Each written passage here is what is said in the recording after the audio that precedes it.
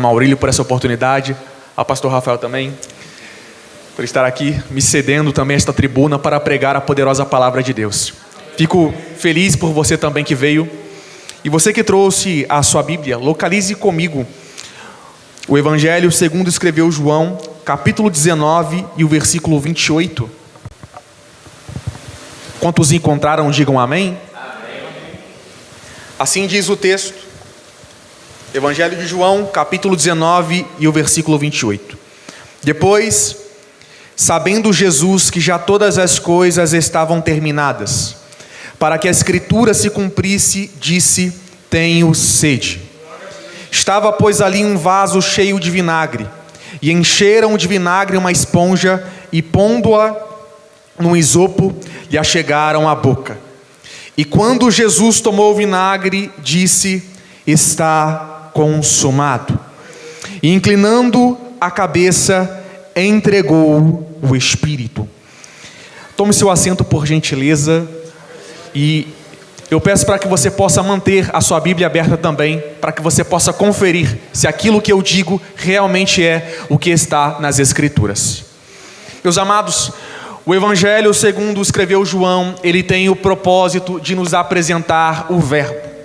Quem é o Verbo? Bem no começo de seu Evangelho, João 1:1, ele nos apresenta dizendo: no princípio era o Verbo, e o Verbo estava com Deus, e o Verbo era Deus.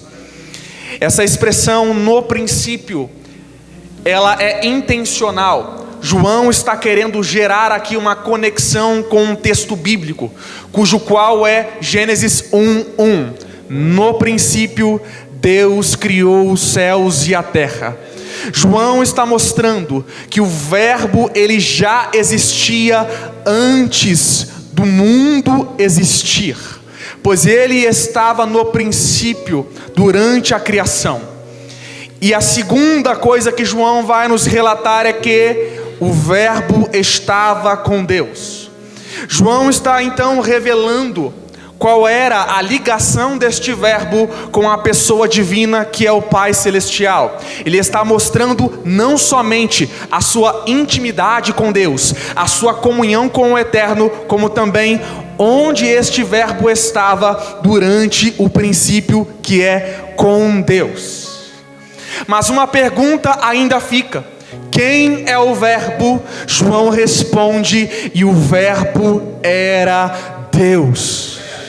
Aqui está bem claro e é incontestável a afirmação de João: o Verbo é Deus, sua natureza é divina e eterna.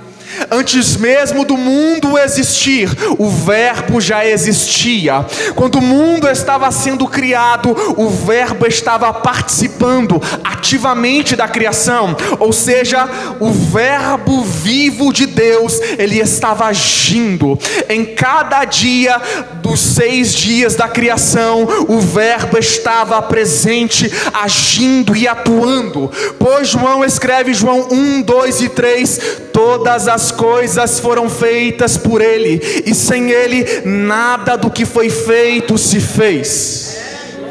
Este mesmo Verbo estava presente no 6º dia da criação, quando surge o homem. Gênesis 1:27 diz a Escritura: e criou Deus o homem à sua imagem, a imagem de Deus o criou. O homem Adão foi criado por Deus e colocado no jardim do Éden. Acontece que aquele homem chamado Adão, que foi criado à imagem e semelhança de Deus, puro, santo e cheio de justiça, num determinado momento de sua vida caiu e perdeu o seu estado original, caindo em pecado, declarando o seu divórcio com Deus. O homem então decidiu seguir o seu próprio caminho, desobedecendo a voz do Senhor.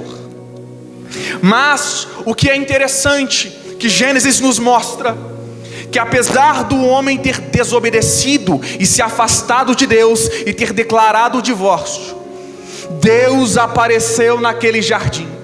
Enquanto Adão pecou e se escondeu, porque todo aquele que peca, ele procura se esconder do Senhor, pois o pecado produz vergonha. Mas enquanto o homem estava tomado pela vergonha e se escondendo de Deus, Gênesis 3:9, uma voz aparece naquele jardim. Deus então chamou Adão e perguntou a ele, dizendo: onde estás? Perceba que a atitude do homem foi se afastar e se esconder. Mas quando o homem se escondeu, Deus tomou a iniciativa.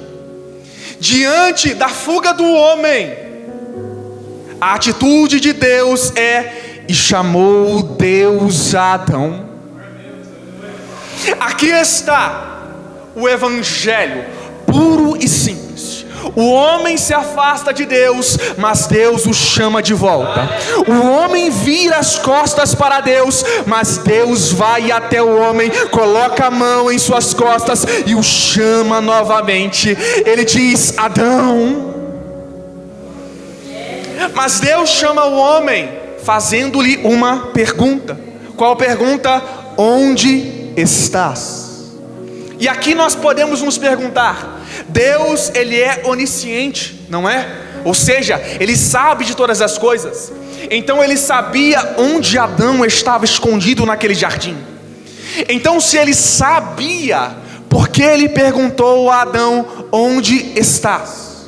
Esta pergunta de Deus, onde estás, é na verdade uma pergunta retórica do Criador ao homem. Pois na realidade, Deus estava querendo levar Adão a uma reflexão. O que Deus queria? Que o homem refletisse que ele já não estava mais em seu estado original. Que Adão já não estava mais da mesma forma a qual Deus o criou. Ele já não estava mais na mesma posição. Por isso Deus perguntou para ele: onde estás?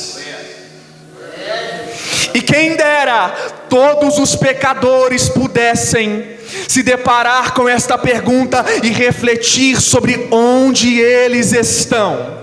Pois se todos nós, ao ouvir o onde estás de Deus, olhássemos para os nossos pés, para vermos onde nós estamos, eu tenho a plena certeza de que nós voltaríamos correndo para a presença do Senhor.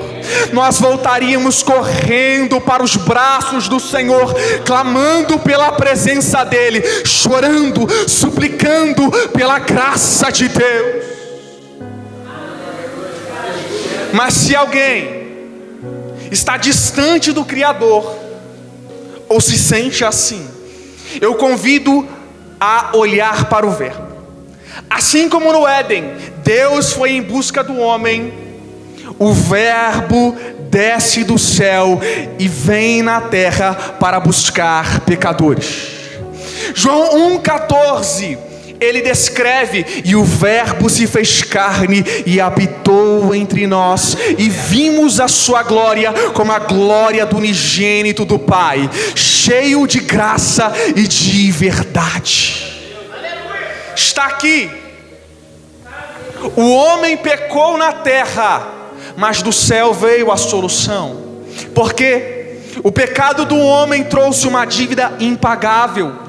Quando Adão pecou, ele não se tornou sujeito somente à morte física, mas também à morte espiritual. Romanos 3,23 declara: todos pecaram e destituídos estão da glória de Deus. Em Adão, o pecado entrou no mundo e todos caíram. E por causa do pecado, o seu salário também adentrou em toda a humanidade. Porque Paulo também escreveu, inspirado pelo Espírito, Romanos 6,23: porque o salário do pecado é a morte, mas o dom gratuito da vida está em Jesus Cristo. Enquanto o homem estava perdido nesta terra, pensando: como o homem pode ser salvo? A resposta, ela vem do céu. O Verbo se faz carne e habita entre nós, buscando os pecadores. Eu sei que diante da condenação do homem, muitas pessoas podem se perguntar: mas Deus é amor. E se Deus é amor, como Deus pode condenar o homem?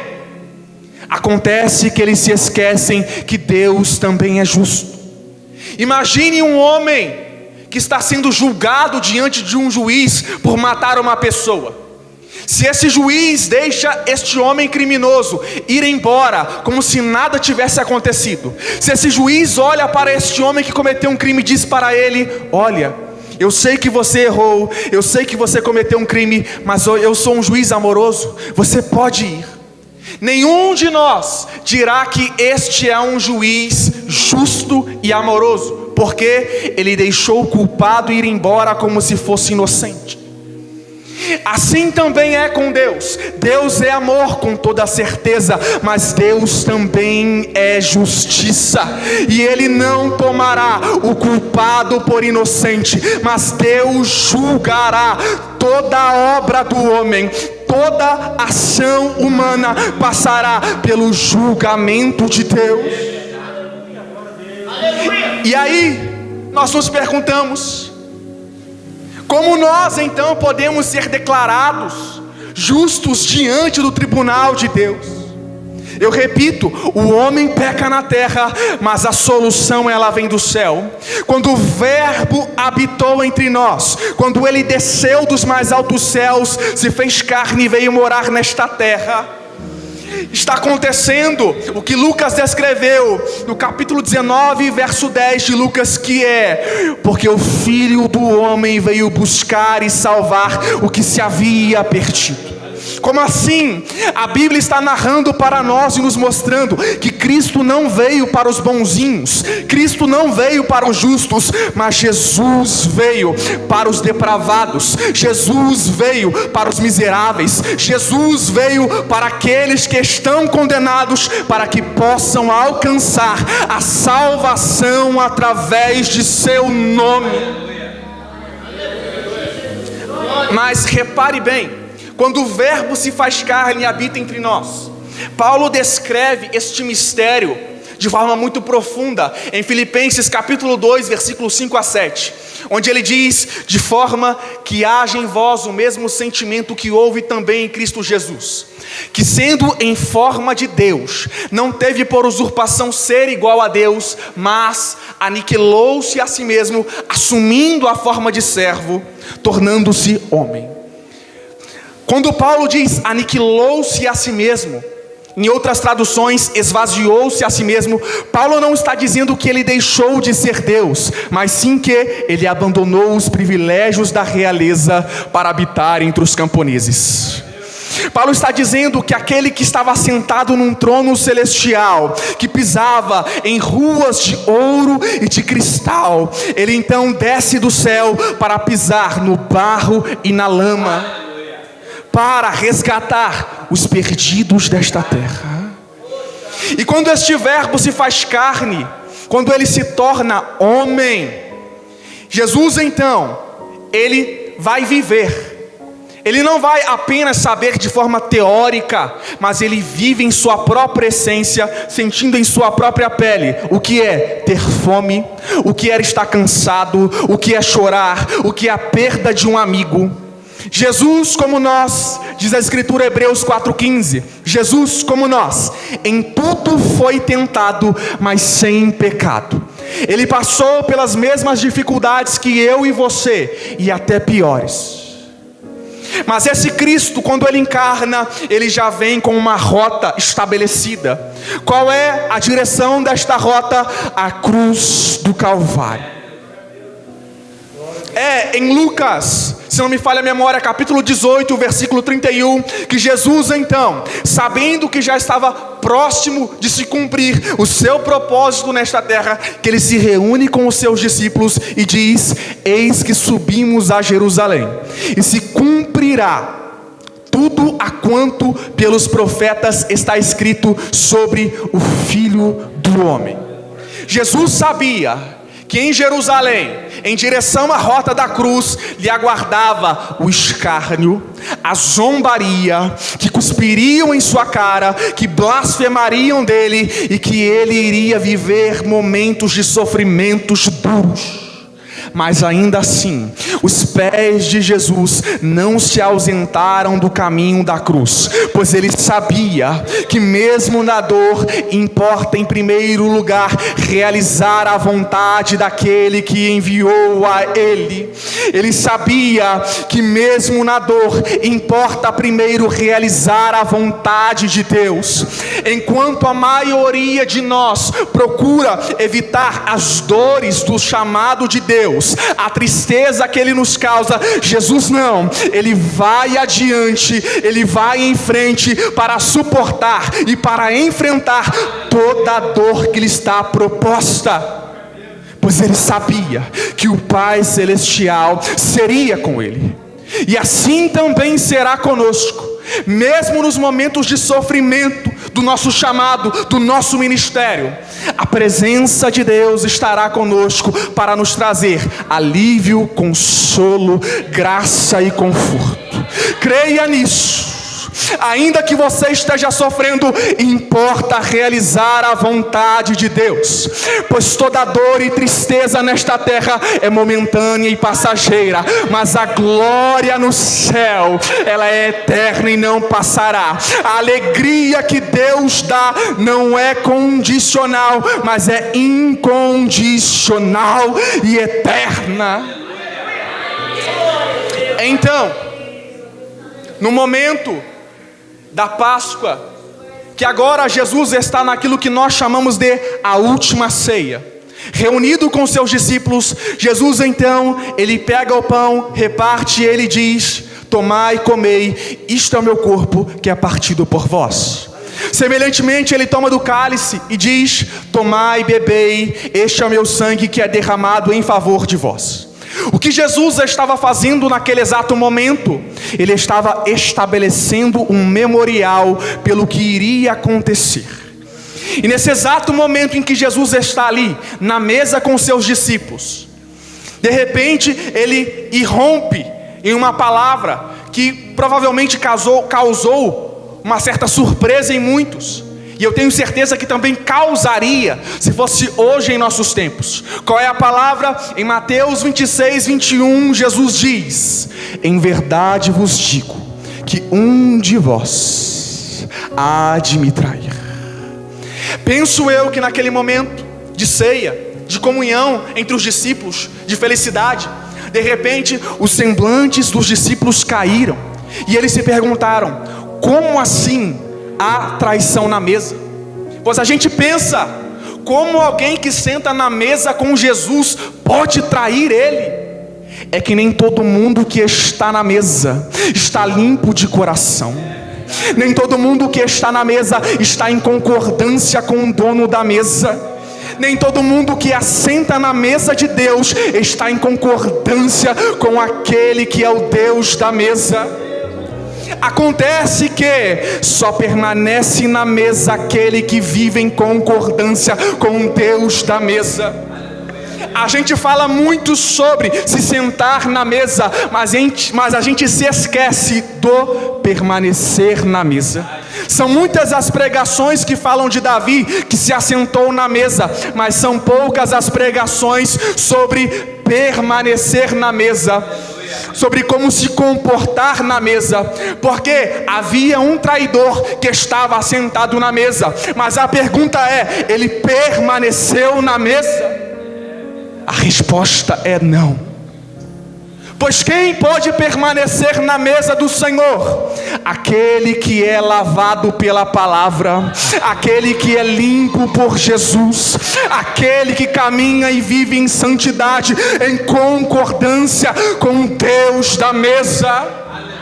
Só podemos permanecer na mesa de Cristo se as nossas vestes estiverem alvas, se as nossas vestimentas estiverem brancas, se a nossa vida estiver em santidade, se o nosso coração estiver limpo pela palavra.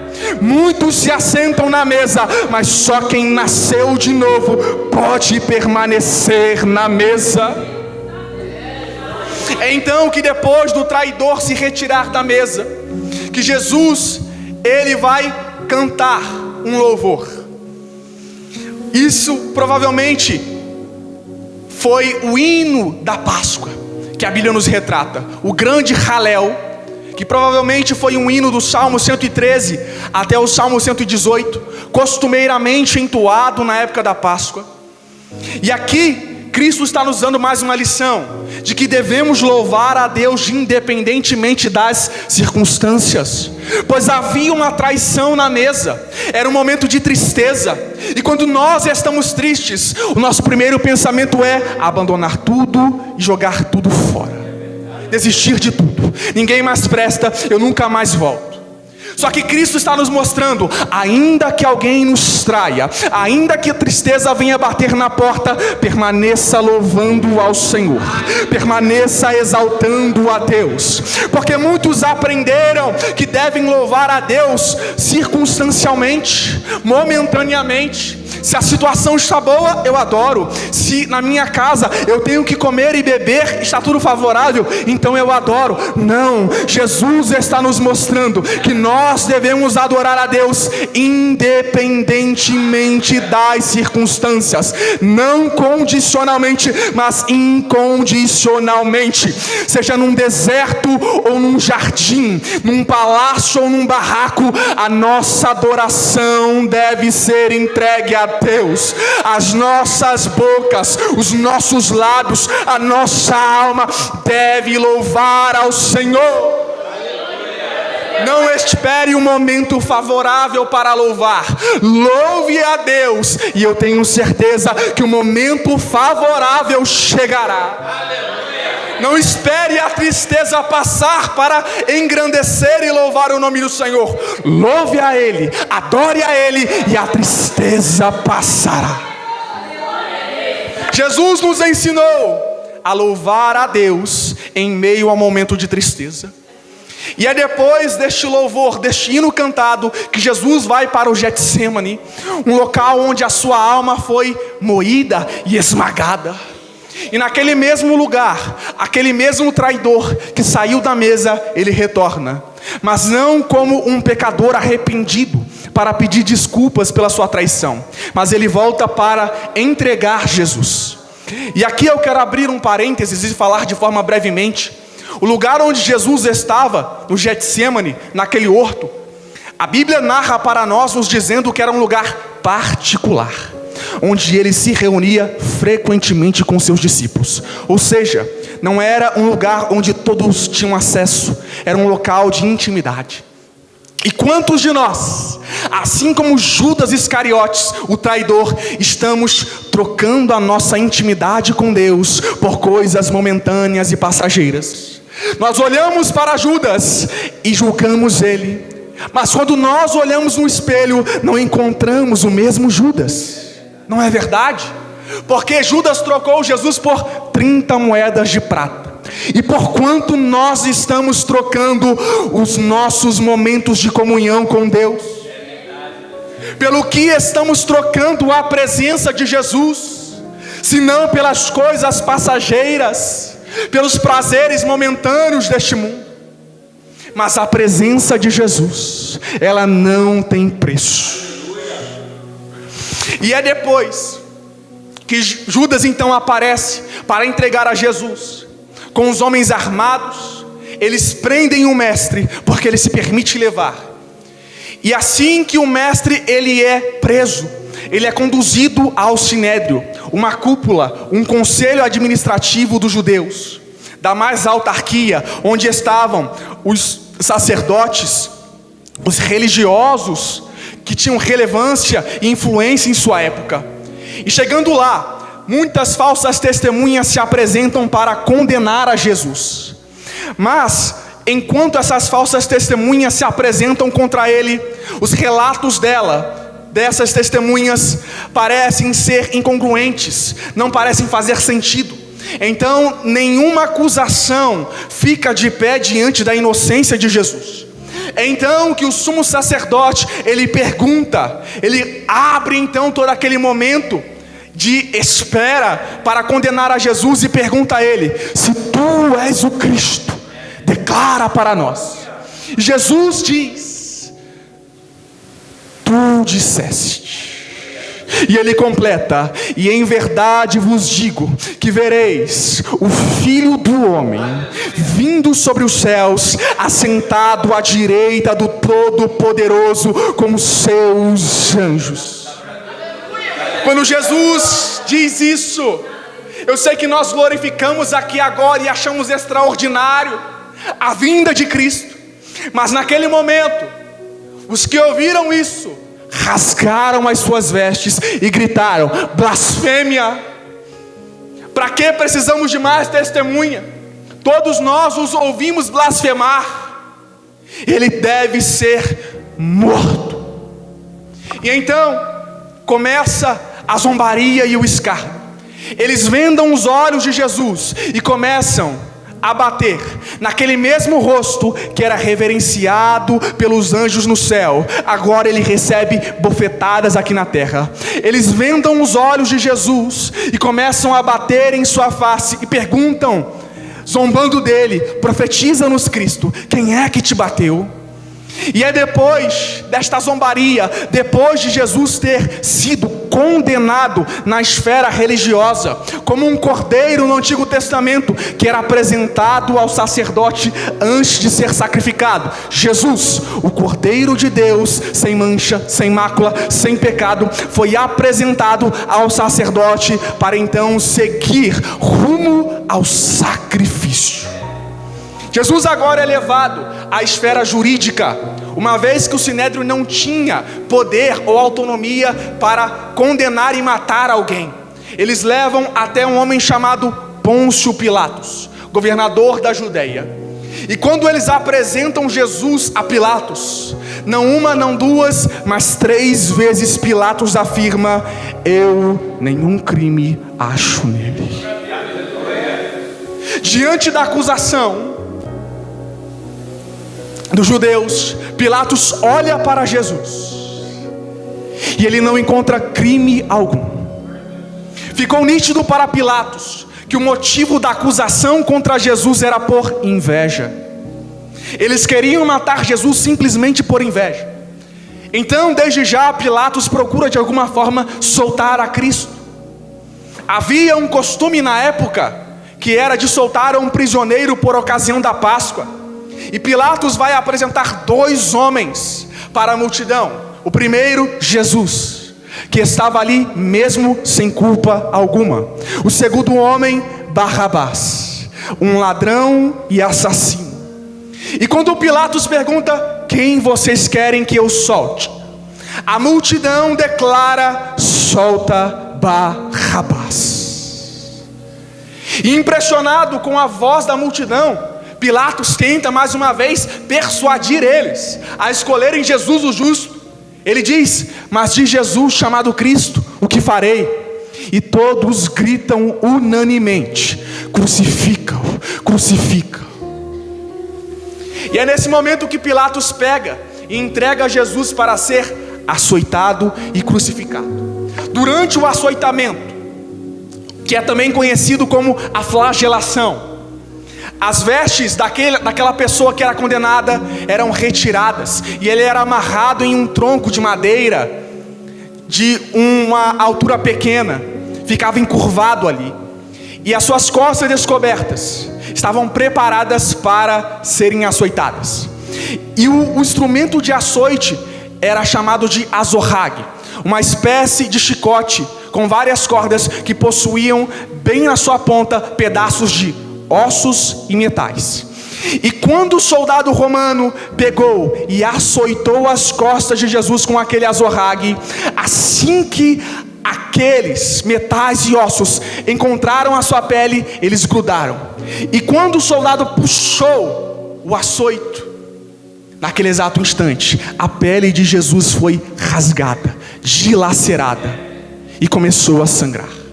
Não satisfeitos com isso, os soldados então pegaram a Jesus, e agora o mesmo Cristo que tinha uma coroa no céu, ele vai receber uma coroa na terra.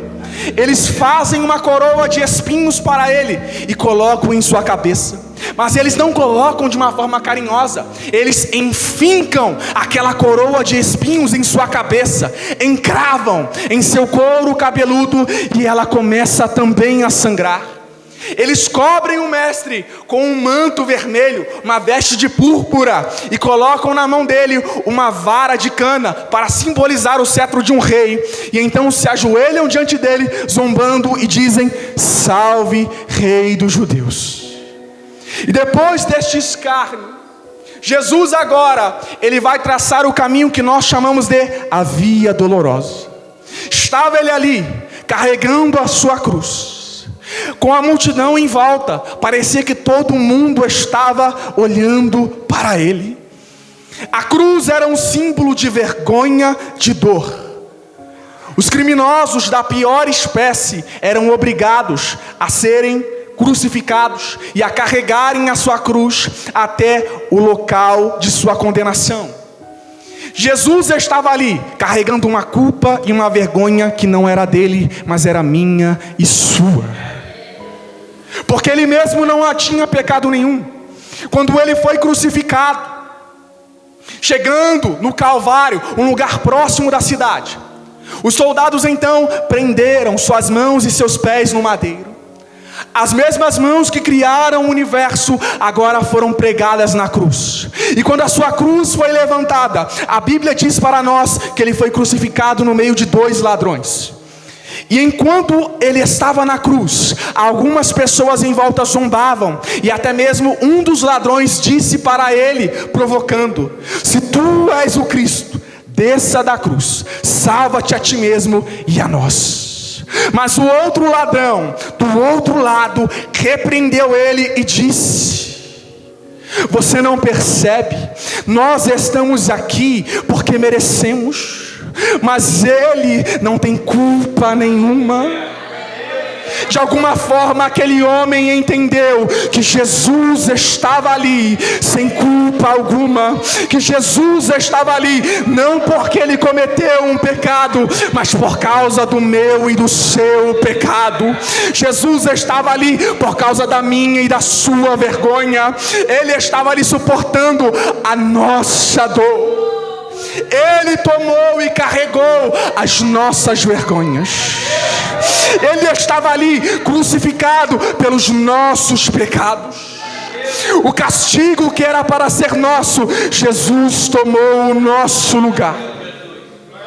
Ao olhar para a cruz, nós percebemos: aquele deveria ser o nosso lugar, mas Jesus tomou sobre si as nossas enfermidades. Ele carregou sobre si as minhas e as suas dores.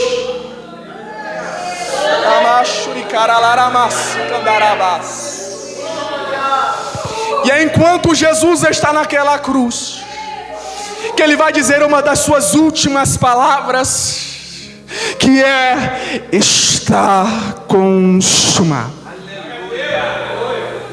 Está consumado. Enquanto ele estava ali com suas mãos e seus pés pregados, uma de suas últimas palavras foram: está consumado. Esta palavra em grego é tetelestai. E esta palavra tetelestai, que vem do grego, ela possui 3 significados: está consumado, está pago, está feito. E esta expressão tetelestai, ela possuía, no mínimo, em seu contexto histórico, 3 aplicações. Primeiro, quando um filho cumpria a ordem de seu pai, ele chegava até o pai e dizia: papai, tetelestai. A obra que o Senhor me deu, eu terminei ela, eu concluí. Segundo, quando alguém então tinha alguma dívida e quitava ela com um credor a quem ele devia, ele recebia uma espécie de um comprovante onde vinha escrito tetelestai: a dívida está paga, você não deve mais nada. Semelhantemente, na terceira aplicação, quando alguém comprava uma casa e quitava ela totalmente, pagava completamente pela casa, ele recebia uma espécie de escritura, onde vinha escrito Tetelestai, a casa está comprada, você pode aproveitá-la. Ou seja, ao dizer Tetelestai, na cruz Jesus estava dizendo para nós três coisas. Primeiro, ele estava falando com o Pai: Pai, a obra que o Senhor me confiou, a obra que o Senhor me deu, eu cumpri ela. Tetelestai, ele estava dizendo: você foi comprado, agora você não é mais escravo do pecado, porque na cruz eu comprei você. Na cruz o meu sangue foi derramado por você, de modo que você não é mais possessão das trevas, escravo do pecado, mas agora vocês são livres em Deus, agora vocês são filhos de Deus. Ao dizer Tetelestai, Jesus não estava dando um grito de alívio, mas era um grito de triunfo e de vitória, pois na cruz Jesus venceu a morte, na cruz Jesus venceu o pecado, na cruz Jesus venceu o mundo, e na cruz Jesus venceu Satanás. E é porque Jesus venceu que nós também vencemos. É porque Ele na cruz derramou o seu sangue que nós hoje somos chamados justos. Não é que o homem alcançou sua justiça própria, mas é porque ele foi justificado pelo sangue de Jesus na cruz, que hoje ele é declarado justo. E aqueles que estão em Cristo, porque Ele venceu, nós também vencemos. Porque Ele foi vitorioso, aqueles que estão nele são, Romanos 8:37, mais do que vencedores. Mais do que vencedores, por meio daquele que nos amou. Não se esqueça nessa noite que ao dizer Tetelestai, Jesus cumpriu a promessa do Pai. Ao dizer Tetelestai, Jesus pagou o preço, a preço de sangue. Ao dizer Tetelestai, Jesus declarou a nossa vitória.